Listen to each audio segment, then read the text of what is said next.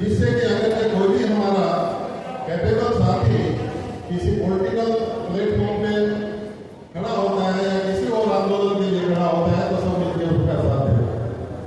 इस मुद्दे पर चर्चा होनी थी, लेकिन यहाँ पर थोड़ा सा ये भी महसूस हुआ कि इस मुद्दे पर चर्चा न हो के कुछ हमारे साथी अपने वंचित और उसके न्याय की बात करते हैं और दूसरे समाज के अधिकारों के खत्म करने की बात करते हैं।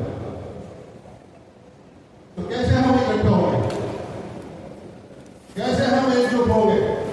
जो आपने पीआईएल डाली थी, जो सुप्रीम कोर्ट में केस था, उसका मुझे भी पता है। उसमें आप चमारों को अलग करना चाहते थे कि आरक्षण चमारों को ना मिले। क्या यही राजनीतिक सोच है? क्या यही आपके वो है कि इसमें जवाब जातियों को अलग कर दिया जाए, इनका हिस्सेदार है? हरियाणा के हमारे साथियों ने कोर्ट केस किया था, आपके कोर्ट केस में उसमें पार्टी बनी थी, मैं भी उसमें पार्टी बना था, मैं भी समाज पार्टी से बिलोंग करता हूँ। तो कैसे एकजुट होंगे?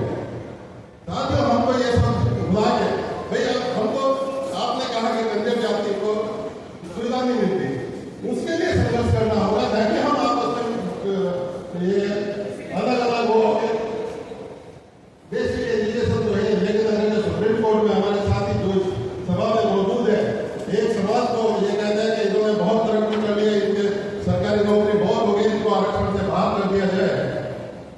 तो कैसे इकट्ठे होंगे यहाँ पर? साथियों, मैं परिसर का एक जिम्मेदार साथी हूँ, एक जिम्मेदार पदाधिकारी हूँ। परिसर ने आज तक लड़ाई लड़ी है 1997 से और आज तक लड़ाई लड़ते रहे हैं माननीय उदित राम जी के नेतृत्व में। यहाँ पर परिसर में कभी भी ये भेदभाव नहीं हुआ कि कौन सा किस जाति का है, कौन सा किस उपजाति का, कौन किस जाति का है।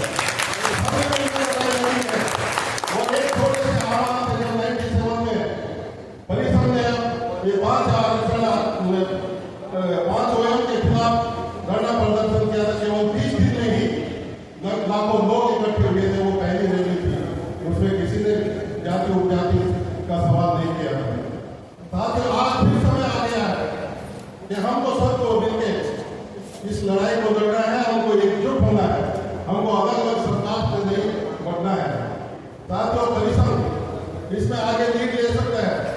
हम अगर जो परिसर की कार्यवाही में, परिसर की गतिविधियों में सुधार कर सकते हैं तो हमारा एक फोकस होगा, हमको अपने जो भी हमारे सदस्य हैं उसको कैटेगराइज करना पड़ेगा।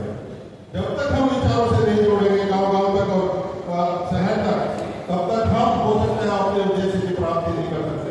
उनको एजुकेट करना पड़ेगा। कोई भी हम अपना कैडर कैंप लगाए जिले में और या किसी प्रदेश में लगाए, उसमें इंश्योर करें कि हमारी जितनी भी उपजातियां हैं उसका प्रतिनिधित्व हो और उसके लिए हम माननीय राष्ट्रीय अध्यक्ष जी से बैठ के बात करेंगे कैसे कि हर प्रदेश में, हर जिले में ये कैडर कैंप लगे और उस कैडर कैंप में हम अपने महान पुरुषों के बारे में बताएं। हम अगर जो ओबीसी समाज के जो भी महान कार्यकर्ता है उनके बारे में बताएं, उसके बारे में बताएं। आज की जो ताजा हालात है, जो सामाजिक आर्थिक स्थिति आज की है, जो पॉलिटिकल सिनेरियो है, उसके बारे में अवगत कराएं। इसकी एक रूपरेखा बना के हम आप लोगों के बीच में आएंगे, राष्ट्रीय अध्यक्ष जी से बात करके तब हम परिसर को आगे बढ़ा पाएंगे। मेरा सभी प्रदेश अध्यक्षों से अनुरोध है, क्योंकि एक राष्ट्रीय महासचिव होने के नाते मेरा अनुरोध है सभी प्रदेश अध्यक्षों से, कृपया करके आप अपने यहाँ छोटे छोटे कैडर कैंप कराएं। माननीय राष्ट्रीय अध्यक्ष जी को बुलाया, अगर जो कहीं पढ़ लगता है तो हम भी आ जाएंगे और उसका हम इसका एक प्रोग्राम बनाएंगे, कंटेंट बनाएंगे। जो भी इस फील्ड में काम करना चाहते हैं वो आगे बढ़ के हमको नाम दें, हम इस प्रोग्राम पे काम करना चाहिए। जहाँ तक नवंबर की रैली का है, हमारे राष्ट्रीय अध्यक्ष ने नवंबर में कई लाख लोगों की 10 लाख लोगों का एक आह्वान किया है कि नवंबर में एक रामलीला मैदान में एक महारैली होगी, उसमें कम से कम 10 लाख लोगों को इकट्ठा करना है। और 10 लाख लोगों को इकट्ठा करने के लिए हमें आज से ही परिसर के लिए काम करना होगा, गांव में जाना होगा, जागरूक करना होगा। परिसर ने जो आज तक काम किया है, जो अचीवमेंट किया है, उसके बारे में बताना होगा। जो हम आगे अचीव करना चाह रहे हैं उसके बारे में बताना होगा। मैं अपने सभी साथियों से अनुरोध करता हूँ कि परिसर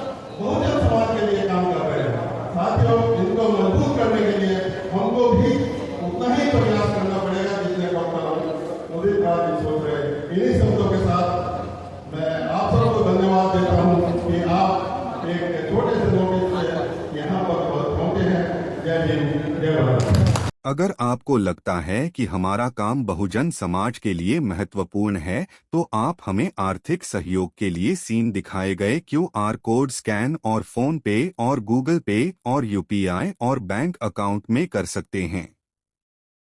फोन पे, गूगल पे 9250529129, UPI 9250529129 bank account state bank of India AC 104299462008, IFSC code SBIN 00066563। आपका छोटा से छोटा सहयोग समाज और हमें और मजबूत करेगा, जिससे हमें बहुजन पत्रकारिता में और निष्पक्ष बनाने में मजबूत करेगा। जय भीम, जय भारत।